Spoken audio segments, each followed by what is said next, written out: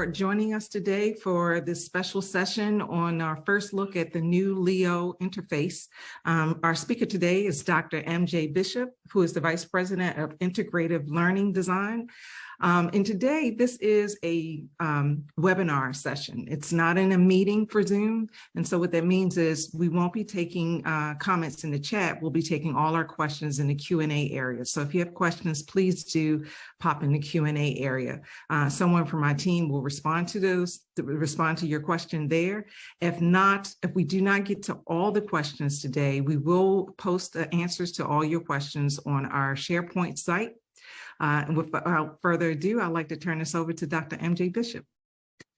Thank you, Dawn. Good morning, afternoon, evening, everyone. Hopefully we've got a wide range of folks from all over the world joining us here. If not, welcome on the recording. Glad to have you and really excited to be sharing a little bit with you today about the new LEO interface. As Dawn said, I'm MJ Bishop. I'm Vice President for Integrative Learning Design, where I get the opportunity to work with an amazing newly formed team of learning scientists, designers, learning engineers, learning technologists, all of whom have been collected together to work to support you, your faculty and program directors, your colleagues, and the academic leadership in the schools to help you all realize your shared vision for the new UMGC 3.0 learning experience, as Greg Fowler has been referring to it in previous team talks and other opportunities he's had to speak to the global audience. As you all know, the demands on higher education to become more responsive to learner and societal needs has only increased since the COVID pandemic, when higher education's problems in providing equitable access to relevant learning opportunities was really brought into stark relief. The public's expectations of higher ed to become more learner-centric, more customer service oriented, has been accelerated since COVID. But you know, these were things that we were becoming really keenly aware of even prior to the pandemic. The research literature has made it very clear what online learners are seeking from us, particularly those that we serve in particular who are older and non-traditional kinds of students. Let me share my screen. Sorry. Already, I'm messing up the live demo here.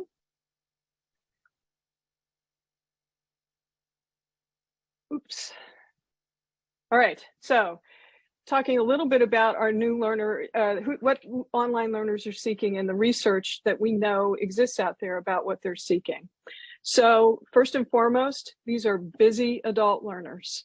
A major contributor to our students' failure is their inability to focus as a result of that, which can be impacted by the lack of structure and awareness of deadlines and so forth in the learning experience.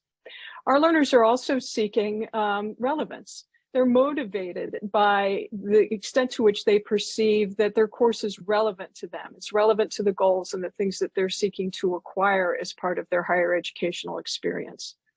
We also know that sustaining online learners' interest requires opportunities for engagement, whether that's through polls, opportunities to chat, other active learning opportunities, and so forth. They want their discussions to be meaningful and to contribute to their understanding. We know that many of our online learners are struggling, which requires more regular check-ins and checkups. We need to pay attention to why and when they're falling behind, and they need faculty to express that they care about them, that they're actually there to support them, that they're going to provide timely responses and substantive feedback in support of their learning. And last but far from least, they're seeking connections. They want more personal connections. They want that sense of community and the ability to get to know each other in their courses, to ask questions and have a shared experience in the context of their learning.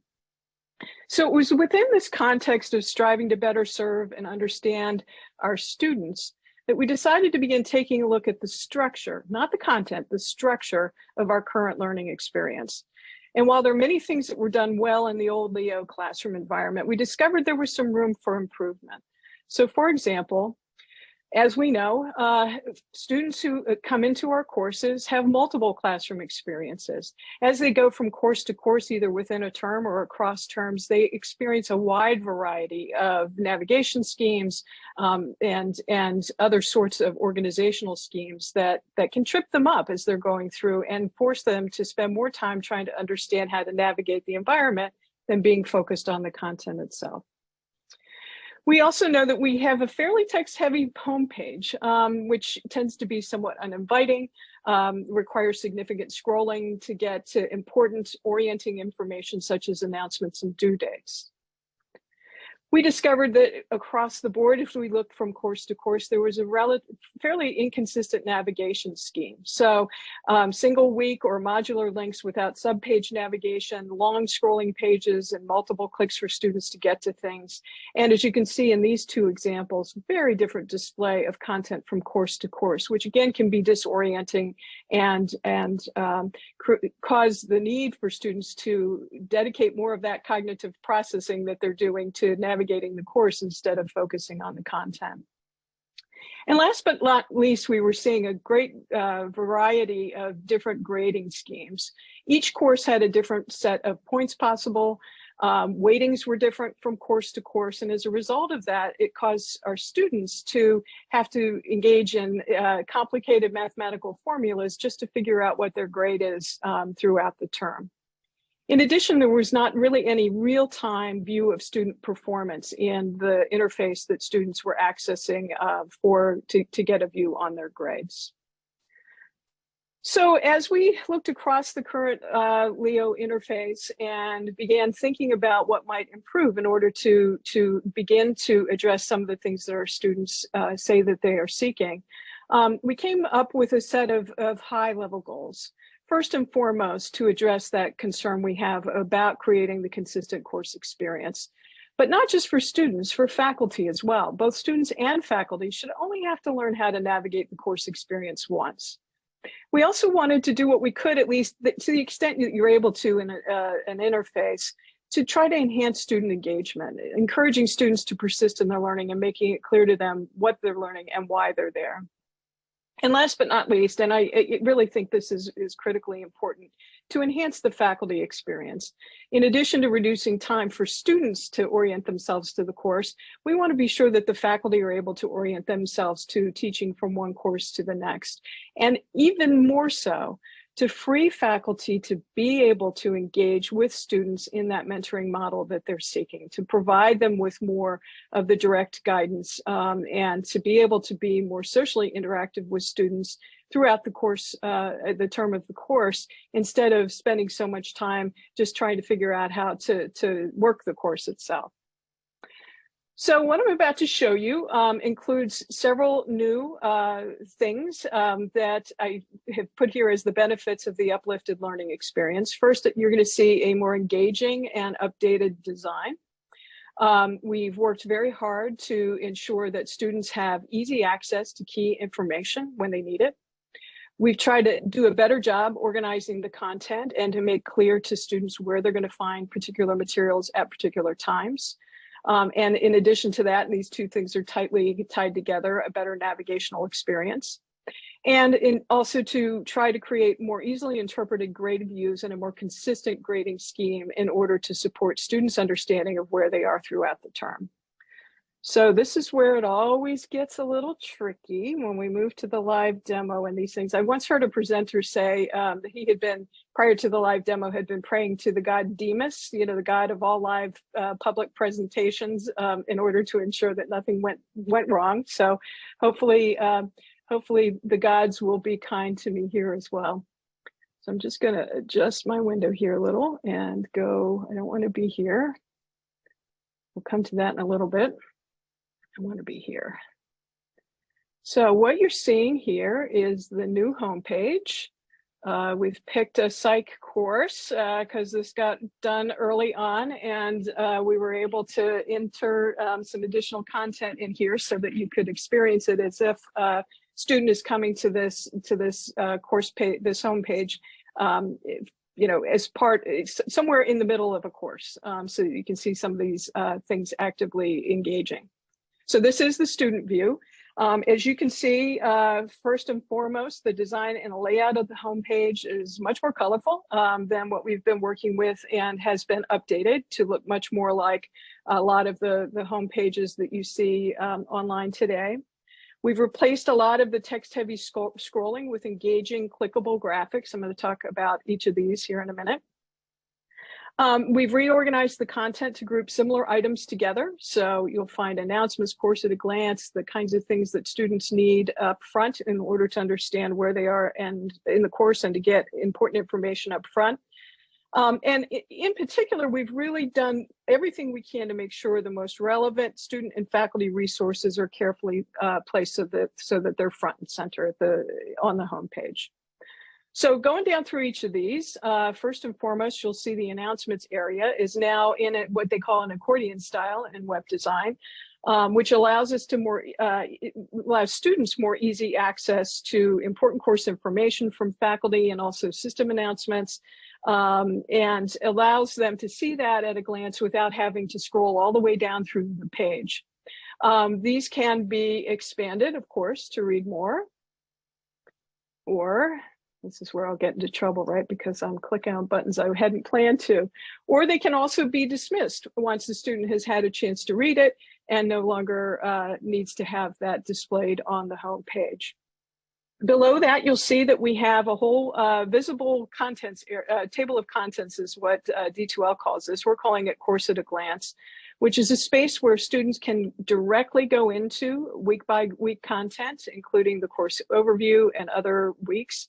And also get information not just about what's contained in that module, but also information about their progress in that module. So you can see here the student has completed 6 out of the 6 topics and gotten a check mark in that upper right-hand corner to indicate that's done. If you go down to week 3, the student has done 1 of the 3, and there's still right-hand arrows here to indicate that there's more work to do. And actually, if you mouse over that, you can see that the next thing the student needs to do is go into the learning resources and do some work there. Down the right side, you'll see that alerts show prominently here. This is actually telling me that as a student that I've gotten some feedback from my faculty member and that I haven't read it yet. In addition, there are 18 unread discussion posts that I need to go into and deal with, and 1 quiz that I have not yet attempted, all of which I'm assuming had due dates in the past, and that I'm falling tremendously behind, but a great space for students to be able to see that and to be alerted to that immediately.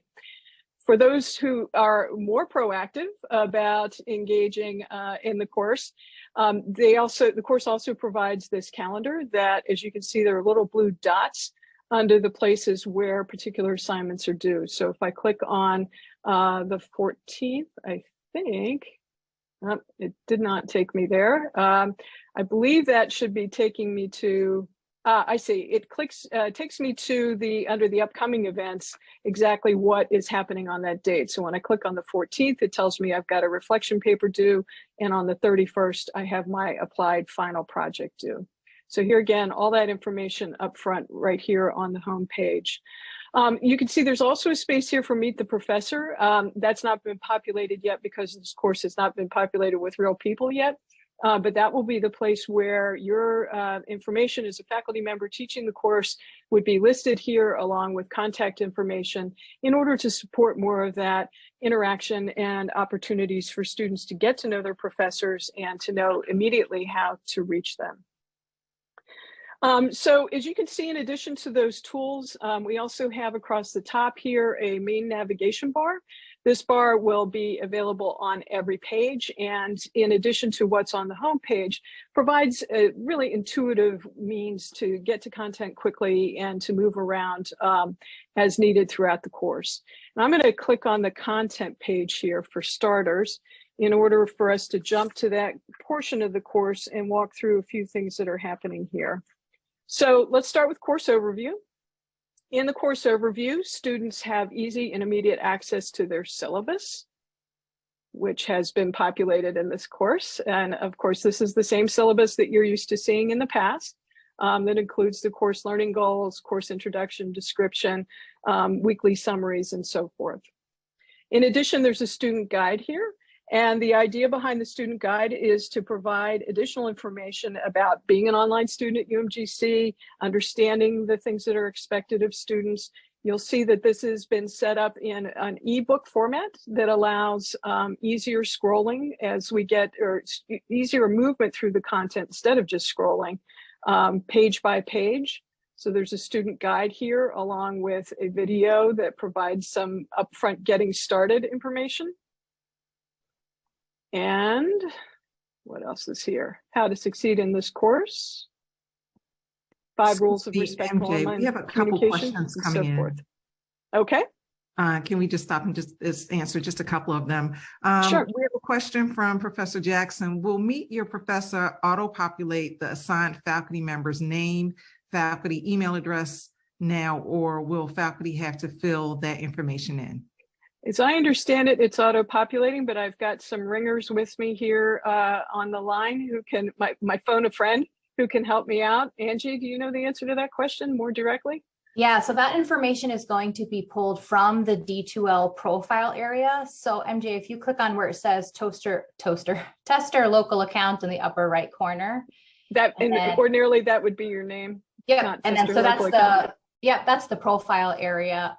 If you clicked on profile, as where you can put an image or an avatar, you'll be able to put your email address in there, and then that will pull directly into any section where you are assigned as the primary instructor. So in theory, you only have to update your profile information one time, and it will get pulled into every course moving forward. Thank you, Dr. Hubbard. Yes.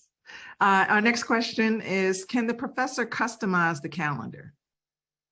Yes, so well, to some degree, and we're going to be exploring the calendar quite a bit more. At this point, the calendar populates, let me go back to the course home. At this point, the calendar populates with specific things that, due dates that you've assigned in for a variety of different assignments. But we have had a recent conversation with D2L about other things we might, better uses as well that we might be making of the calendar. And I am very interested in, for example, allowing students to see right up front, you know, this is what you need to be doing in week 1, this is what you need to be doing in week 2, and so forth. So right now, these are, you know, this is tagged to due dates for particular assignments, events as it says here, but we'll be looking at other applications for that in the very near future. Thank you for that question, because I'm a big fan of the calendar. And Blakely, by the way, is really interested as well in, can we export that calendar into our Outlook calendar or something along those lines? So D2L is exploring that for us too. So I think that could be a really useful application for our students. Okay, just a couple more questions. Sure. Denise Smoot says, I do a Zoom for my introduction. Will I be able to put that into the new Meet the Professor? Not Meet the Professor, but it can go into the course interview under, no, wait a minute, excuse me. Where should this go, Angie? I think those types of introductions are either, you'll still have the ability to create announcements, so you can always post it as an announcement early in the course, or in the introductions area where the students will also be introducing themselves. Yeah. Okay. And last question, were some students able to experience the new design and provide feedback? As a matter of fact, yes, we have gotten very positive feedback from focus groups of students who, you guys are jumping ahead of me on my presentation here, who were very excited. They had some suggestions and things that we will certainly take into consideration moving forward, but they're not having any difficulty finding things when we ask them to find. We're doing think aloud protocols with focus groups of students. They're easily able to find their syllabi, the discussion board, instructor emails. They're finding it to be very intuitive, learning it within about 10 minutes or so. And in particular, we're getting a lot of positive feedback about the new grading scheme and the ability to find grades easily and understand where they are in the course very easily. So we also have some good suggestions about things that we might improve in the future that, like I said, we're going to take into consideration. But so far, so good. The students seem to be liking it very much. Thank you, MJ. The rest of the questions really I think you're going to address in your presentation as you go forward. So I'm sorry for the interruption. I'll let you go. Not at all. No, I'm glad you did. Don't hesitate to do it again. And if please do keep track. If I don't get to something, let's make sure we circle back and answer as many questions as we can today. That would be great. Absolutely. So under course overview, as I was saying, the syllabus, I showed you the student guide. All course resources are gathered here to support student learning. In this case, it's a psychology course. So of course, we've got lots of APA citation help and paper formatting and so forth. These are the main things you'll see in a minute. Then weekly resources are organized under each of the week buttons that we'll get to here in a minute. There's an Ask the Professor space that allows students to go directly into the discussion area to ask their faculty specific questions that they have as they're moving throughout the course. We showed you introductions already, and then also a student lounge, which is an interesting place allowing students opportunities for informal discussions, to get to know each other, to create some of that community that they're eager to have in their courses and have told us that they're seeking to have in their courses. All right. So as you can see, as I've been clicking on each of these, the interface design is clean, it's consistent. It very clearly marks, as you click on course resources, the page that appears is very clearly marked as course resources. All of these help with interface navigation and with some of that structure that students are looking for, anybody is looking for as they're navigating through online content. All right, let's jump into week one here. Each week is going to be primarily organized around two things: the learning resources, which I mentioned a minute ago, which is everything that the student needs that week in order to be successful and to complete the things that need to be completed for the week. And then, of course, we're still doing discussions, and that's discussion thread. Students can access immediately here. And there's space here in the discussion thread to add videos, content, text, figures, all the steps needed, and then also the rubric for participation. And this is a discussion thread on cell phones and distracted driving. And the rubric is here. Oops, let me pull that in so you can see it. Immediately available for students as they answer the discussion questions. And essentially the submission process for our students has not changed very much at all. So they will be interacting with these discussions threads in much the same way that they have in the past. It's just that now they're organized under the week and much more easily located. In addition, I'm going to click on week 3 here so you can see, when we have quizzes, when we have additional assignments, those things will be listed here as well so that students know exactly what's expected from them week for week and can find it easily as they're navigating through the courses. Week 5 shows an additional assessment assignment. This is a reflection paper that students do. And here you can see as they scroll through, let me just open this window a little more so you can see there is a submit button here. As they scroll through, they get the information on the requirements, come to the bottom where they're able to,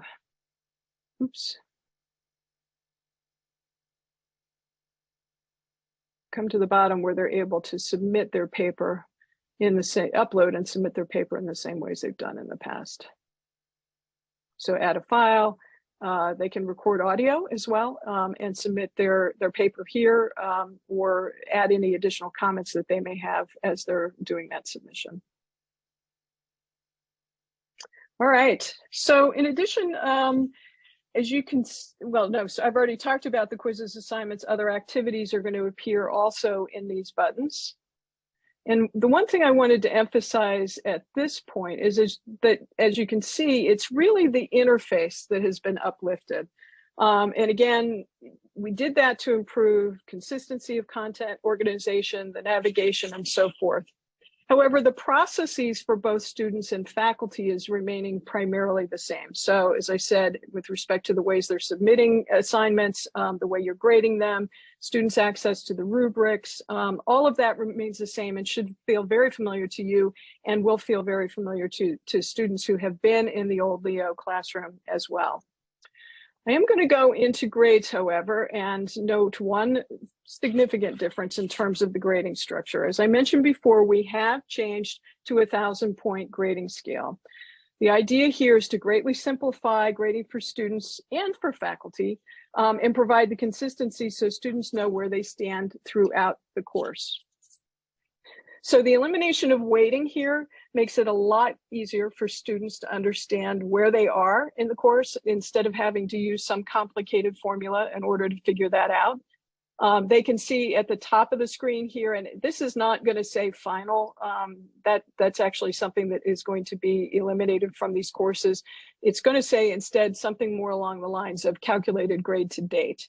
This is literally this student's grade at this point in the course. So this student has gotten 349.92 points out of 370 that have been attempted. The grade for the student at this moment is 94.57, which gives the student an A. And as you can see, the discussions are all 40 points apiece. And the student got 30 in the first discussion, 31.92 in the second discussion. Aced the quiz, 90 out of 90. And they got a 198 out of 200 on the reflection paper. So this allows the student to see much more readily, much more quickly exactly where they stand and understand a lot more about what they need to do in order to get the grade they want by the end of the term. So I'm going to go back to the content page here and click on a couple of other things that you'll find down this left navigation scheme, which really, as you can see, ends up being more or less the table of contents for the course. Down here at the bottom, in addition to the student lounge and the opportunities to engage with faculty, we've also included here something that allows students to learn more about other clubs and opportunities that are happening at UMGC. Here we've demonstrated the opportunity to pursue a career in teaching, and there would be some additional content here that would allow them to know how to access this opportunity. So again, trying to do all we can to increase that social engagement, to provide the mechanisms for students to engage in more community building and to really feel like they get to know their colleagues in the courses. So the only other thing I wanted to show you here, I'm going to go back to the course homepage and just finish telling you a bit more about the main navigation. You've noticed already that the syllabus is here and readily available from the main navigation. They can jump immediately to assignments, discussions, quizzes, and self-assessments from here. So this discussions view is, I think, interesting because it actually really allows you to see all of the forums in one place, which I think is very useful. They can go immediately to their grades. As you saw, I just clicked on that a little bit ago. The My Tools, I think you'll find just about everything that's here is very much like what had existed in the nav bar in the past. Academic support, we're going to actually be working with these last two navigation items, menu items. There'll be some changes still even before we get into the spring term. We're trying to make sure that students have immediate access to help and that it's much clearer what they need to do in order to get the help they need. So we're playing around with the idea of help taking students to a landing page that says something like, if you need this, go to do that. If you need this, click here. If you need that, call this person. So we're working on both of those two items in order to ensure that students really, they're very clear about when they need help, exactly where they should be going for it. All right, so that's all I had for this part of the demo. I do have a couple more slides, but Dawn, before I leave here, are there some additional questions that would be more easily answered while we're still in demo mode?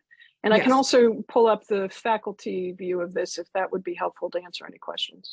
It would be. There are a couple more questions, so let me just kind of go through those. Our first question is, can the professor edit due dates in the syllabus? Yes, that will still be possible to do in the syllabus. That has not changed. So the same way they've done it in the past. Great. Is there a way to search the course? For example, in the old Leo, under course content, there was a search box. That was helpful. For example, if the library needs to troubleshoot a course reading, the search box helped us locate the reading. That's a good one. I don't know that I know the answer to that. I'm phoning a friend. So in this updated experience, that was a function that D2L took away. There is no longer a search feature. Be sure we have shared that feedback with D2L and asked them to find a way to put that back, because it was really valuable both for instructors and students. So we have requested that feature come back. And what Angie means by the new experience, we are actually working with something that D2L calls the new content experience. It's essentially a different interface design that has allowed the creation of many of the new design elements that you're seeing here. So unfortunately, it sounds like that search feature was not part of what they incorporated into that new, I guess, portfolio, if you will, of design features in the new content experience. But we are working very closely with D2L at this point. In fact, they've been supporting an awful lot of this course migration, interface migration on a variety of levels. So we have their ear, and we will make sure that we tell them again that we'd like that search feature back. Thank you for that feedback. We'll see what we can do. So our next question is about accessing the classroom or posting in the classroom. I upload a set of notes for every week. Where can those be uploaded in this new classroom? I believe that would go into the announcements feature. Angie, you might as well stay on camera. Yeah, in the announcements feature, I do think, talk with your program director about that. We are collecting some feedback from program directors around some of those specific use cases. So an example has been, we've created an area in the discussion board that's, insights from faculty, and where the instructor can post those notes or an article that they saw, or, news posting that they wanted to share. So we're trying to create spaces for that. Thanks, Angie. Thanks. So the next couple of questions are really about the student lounge. There were questions about should faculty participate in the student lounge? Should they have access? And I believe the answer is yes, they have access to the student lounge, and you have to use your best judgment with that. So that is really a space designed for students to get to know each other, but occasionally you may have to go in as a faculty member and maybe respond to something, maybe if you see some inaccurate information, but you definitely will have access. I agree. Yeah. And it may be something too to talk to your program director about. Mm-hmm. Can a professor add to the learning resources section? Not at this time. So if there was interest in adding to the learning resources section, that's something that should be discussed with your program director. But once again, you can take the opportunity to use the announcements to add any additional supplemental readings and so forth. I will add the caveat, however, that we don't want to add. These are already 3-credit courses, and that contain an awful lot of content. So we want to be careful about certainly any additional required work that we would be adding to students in the learning as part of their learning resources from week to week. So once again, I think that's a good conversation to have with a program director. If, however, it's something that we hire adjuncts and instructors and other faculty because of their expertise, and you all, and the voice that you bring to these courses is invaluable for our students. You're working in your disciplines and in your fields, and you're bringing a variety of different information and experiences to the learning opportunities. So anywhere that you can utilize those announcements to add your own voice, to supplement with things that are happening that week, we of course fully encourage that. So I love the next comment because I totally agree. Carol Abraham says, love the structure and consistency across the programs. I do too. Do discussions have a grid view? Yeah, They do. Angie, help me out here. We can show that. Yeah, so Get to- that is still an option. That's not a feature that's been turned off. One of the challenges is where the instructions show up. So as you'll see from the page that MJ just had up with the button there, it will take them to this page, which is where the instructions are. When a student is in grid view, they're unable to see these instructions. That's just simply a flaw in sort of the D2L mechanics of this. Again, comments that we've shared with D2L to try and help them resolve.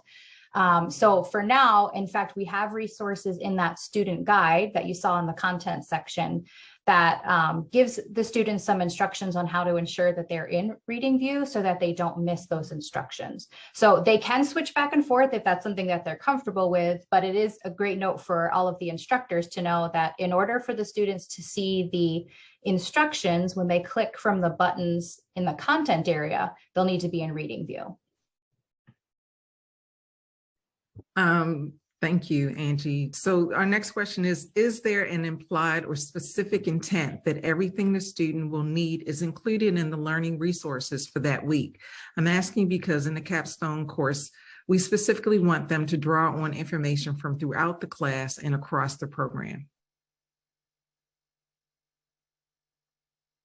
If I'm understanding the question, and I appreciate it, I think that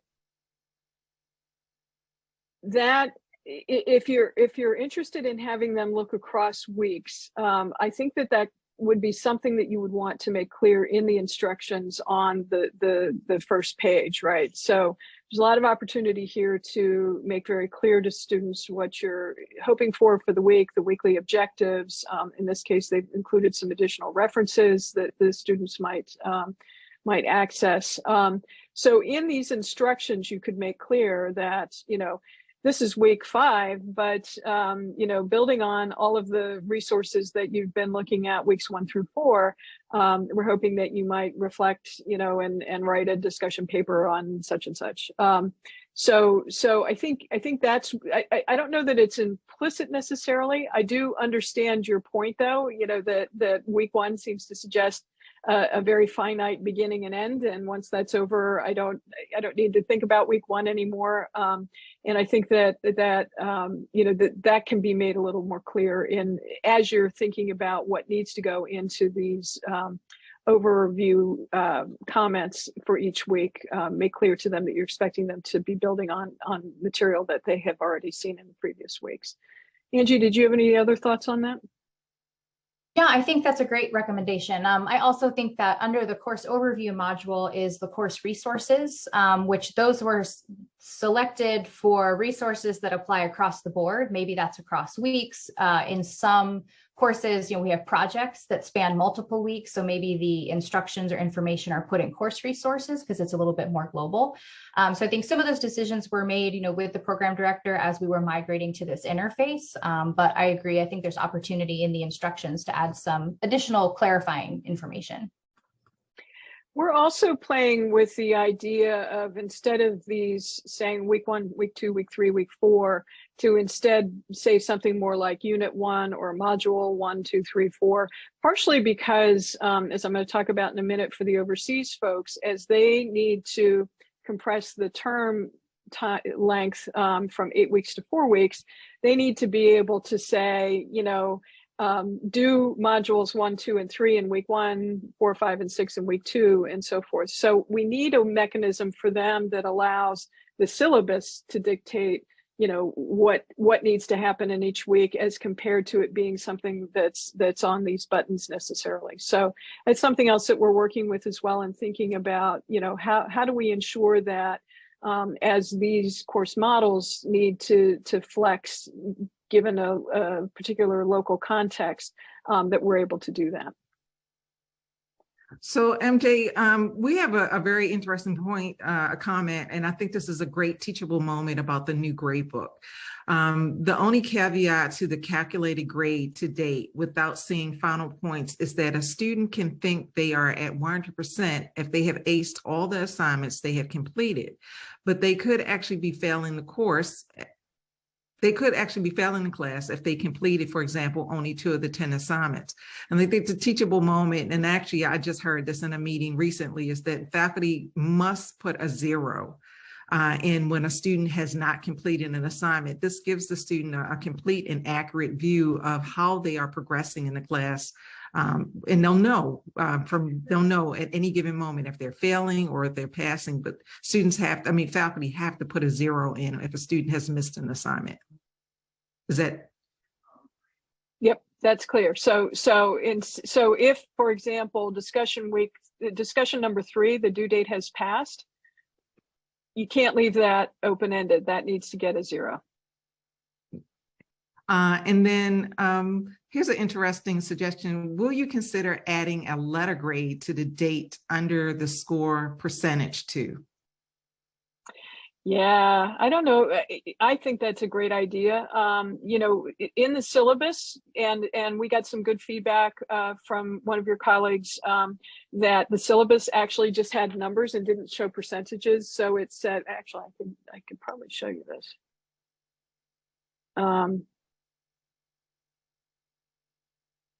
Oh, okay. They've changed that. This actually shows numbers of points in the grading scale. So I would think D2L should be able to take this information and actually use it to update the top of that page to actually show the grade that the students are receiving. Let me make sure I don't close out the wrong window here. Go back to grade. So it should be able to take that chart and indicate here that the student has an A so far. It's a great suggestion. Thank you.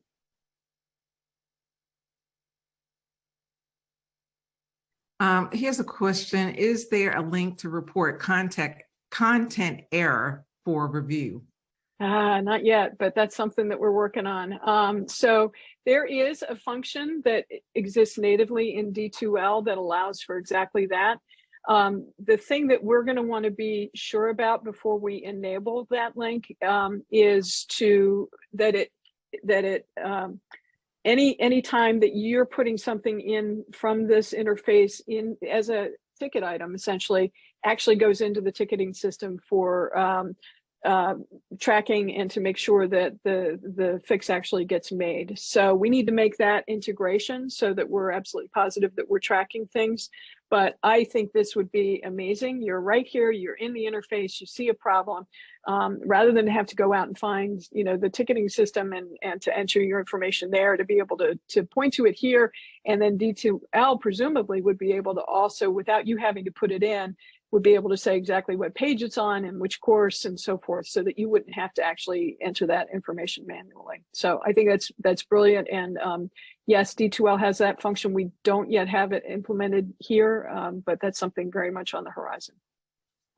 And then can documents be attached to the new announcement area? All right, Angie, help me out. I'm trying to think. I think you've even stumped me. Yes, I believe the announcements feature is still the same. So when you go to create a new announcement, it still has that rich text editor. So you can link to things, you can add videos, images. The tool itself is still what we're familiar with from the previous interface. It's just the way that it displays on the course homepage that's a little different. Thank you. Other questions at this point, Don? Yes. So far, I think that these changes make much sense and will be very helpful to the student. Another question, are there ways to make it easier for the instructor to set up the course? That is it more user-friendly, or faculty trying to set up and use the system, or has the focus been almost exclusively on student access and use? So I guess now might be a good time to kind of share the faculty view. From my experience in playing around in this new interface, it is much easier. Just knowing that I can update my faculty profile once, and it's updated in the faculty profile widget, and then the students can see that. Makes it easier. The layout makes it easier for me as a faculty member, because students aren't questioning, where do I find this? It is really packaged quite nicely, but MJ, I'm rambling at this point. If you want to share the faculty view or just share your insight. So I'm in the faculty view right now, and as you can see, it's very much the same as the student view. There are actually alerts for the faculty. So I know that there are 14 discussion posts that I haven't read that I need to go into and read.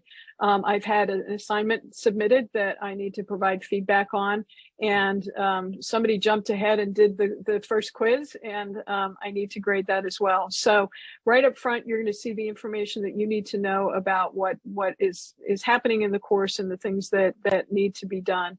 The grade view I showed earlier. I think I showed earlier. Now I'm losing track. But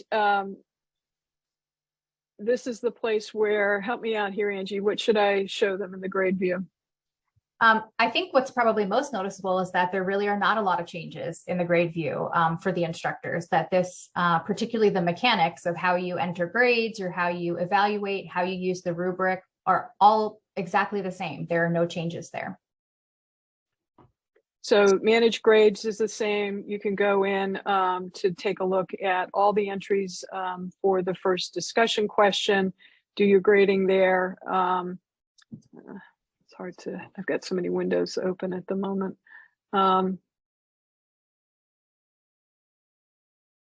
Sorry. How do I get back here now at this point? If you right click somewhere on the page, you should be able to click back in the menu. Okay, thank you. What else can I show them in here, Angie? So under enter grades, if you go to that third column in the D number 1 and click on the caret and then click enter grades, you can see that view is just like what we have now. You can use on the right-hand side of the column, the assessment. So that's how you can get into the rubric and into the individual assignment. You can also add the grade points from that page as well. And one. Here's an interesting question as you're going over that. Is it possible to see who's reading announcements, the number of times they are viewed?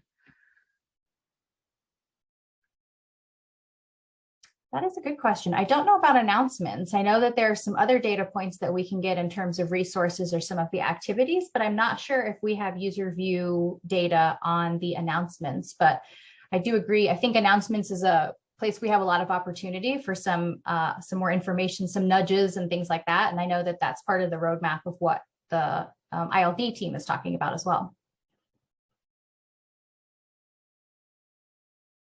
Hopefully somebody's taking notes. We're getting some good feedback here. We are.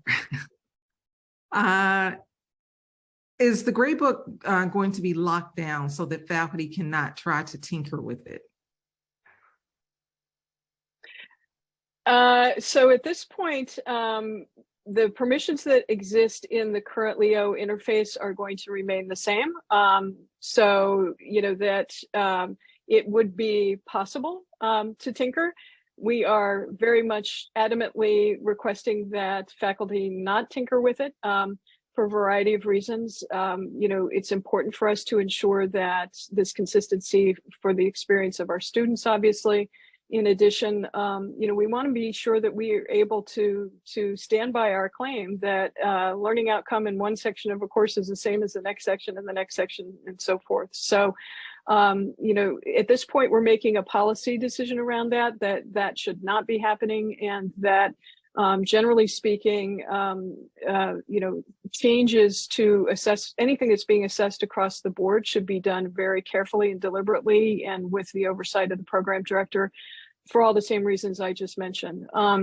What we didn't want to have happen in the spring, however, was that we shut something down that we were unaware of or that would have created major issues for a particular program or faculty members. So right now we're taking a policy approach to that, if you will, and not locking things down so that we're sure that students have the best experience possible in the spring and that we don't have any major interruptions that cause issues for student progress. I want to say you answered this, but I'm not positive. So the question is, will faculty have an opportunity to provide voice lecture or comment? In the announcements area, yes, and that would be the place where that would go. And we are also exploring turning on some new video capabilities embedded right in D2L that I believe will be linked to the announcement space that would allow you to actually do probably audio too, video and or audio right there in the interface in which you're adding the new announcements. And it's accessible as well. So it automatically transcripts, which is wonderful. So here's a great question for those faculty who actually use the Pulse Brightspace app. Does this new format jive with the Pulse Brightspace app? Will it change the view or functionality of the app? My students who use the app love it. Angie's nodding her head. Take it away. Yeah, so we were very intentional with the design to ensure that everything was responsive so that when it was on smaller screens or larger screens, it adapted to that view. I do think, though, that that's some important feedback that we'll want to make sure and continue gathering from our student focus groups is the variety of different mediums that they might be using to access the content and how that experience is for those students. So MJ, if you could demonstrate or show how to create a new announcement. Help me out, Angie. She can. Yes, I can. So right on the homepage where you are right now on that announcements widget, there's a blue, create announcement. That likely will open to a new window. And then I think what the faculty are recognizing is that this looks exactly the same. This is exactly the same announcement tool as what we're used to now. So you have that same sort of editing where you can add text, you can add links, images, videos, everything, tables, everything that you can right now. And then under availability, you can set it to publish delayed, maybe publish next week. And then when you hit that blue publish button at the bottom, you'll see it pop up. One interesting thing that you might notice in the announcements tool, if you, MJ, go back to that course homepage, what you'll see in the announcements is that yellow icon kind of with the megaphone next to it. So we also have created some additional icons that faculty can use that if you add that to your post, if you add that to your announcement, it will change that icon. So we have some that might look like a reminder or a book or just some other different icons if you wanted to kind of label or add that visual cue for the students about what might be contained in that announcement. And we'll make sure that all faculty have access to those icons. Yeah, that would be cool because otherwise they're all just these yellow megaphones. They're all just yellow. Yeah. And they're really beautiful. I think they're really great icons. So Angie, will that be available in the spring when they have access to their December course, December 14th? Yep, they will. And I'll make sure that that information gets into the resources that we're sharing. Okay, great. So here's a question. How is the navigation for students on mobile devices? I'm assuming that it's better, but Angie, could you speak to that a little bit?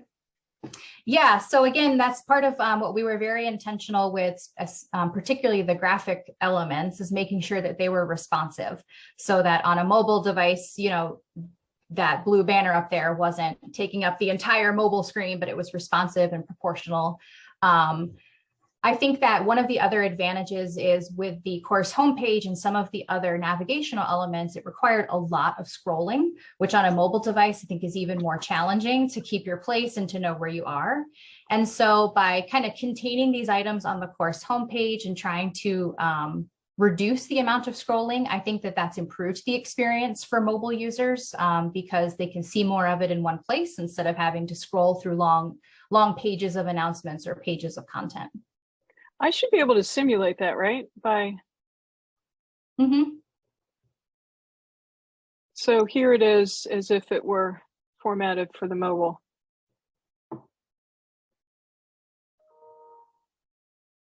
So, you know, you're going to be scrolling a bit, but it does dynamically adjust. Sorry if I'm making you seasick. Here's the hamburger menu. I can go to the course home. Oops, I was at the course home. I can go to content, get the course overview, and so forth.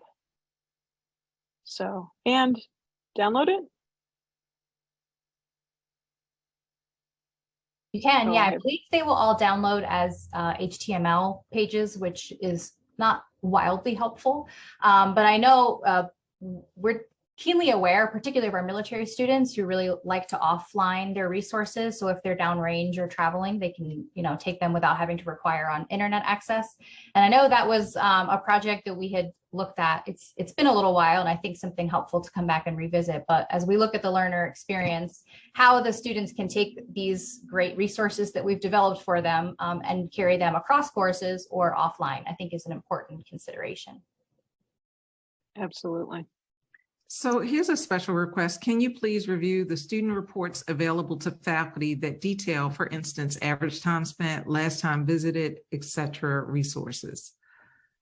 That's probably going to be hard for us to demo here because we've not actually had actively engaged students in the course. But that's absolutely something that we should plan to do in the upcoming video series that we're creating.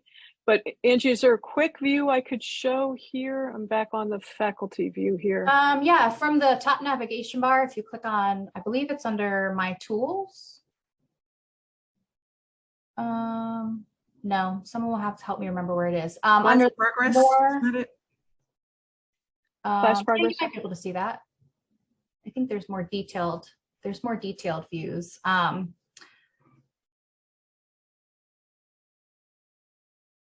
So the content completed column is also kind of mirroring those progress bars that was on the course at a glance on those tiles. It's the same kind of count. So what that is telling you is that a student has looked at it, has clicked on it, or acknowledged it. It's not telling you that's content completed. It's not necessarily saying tasks or assessments that have been completed. So that's an important distinction when looking at these reports. Mm-hmm. So we'll come back to that and provide. I'm going to, Dawn, we're getting close to time, and I'm going to. There are a couple more things I do want to touch on before we leave. So let's make sure we gather the rest of those questions and definitely provide a little additional guidance on what's possible here in terms of the class progress and student progress in the course. I think it would be useful for us to do some sort of a video for folks on that. But sorry to interrupt. Let me real quick switch back to a couple of slides because there are a couple more points I wanted to make here before we leave. I'm using the tool in Zoom that allows you to isolate portions of your screen in order to show it, so I can keep an eye on all these windows that I have open. So what's next? You know, I started this by talking about the fact that, you know, we've really started with the structure piece. You know, this was really primarily an effort to address the needs of our busy adult learners, to help them create more structure for them, to create a more consistent environment in which they could know as they come in and out exactly where to find things, exactly how to access their faculty and so forth. We're hopeful that the additional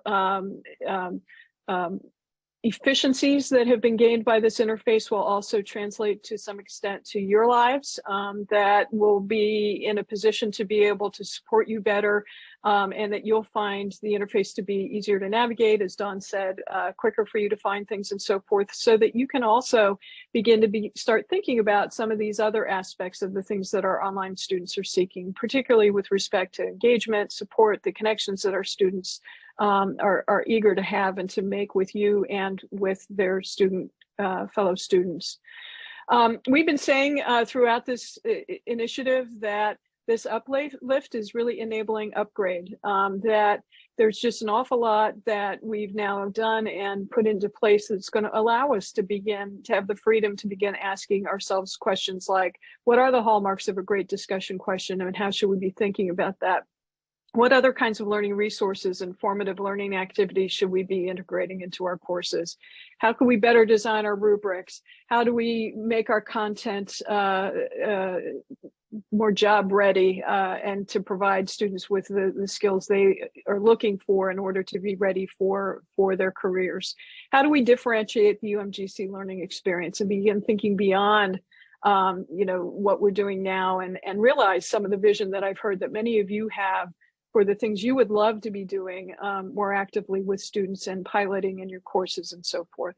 So the plan is for this to enable that and to really be a first step towards many things that we hope to be accomplishing in the future.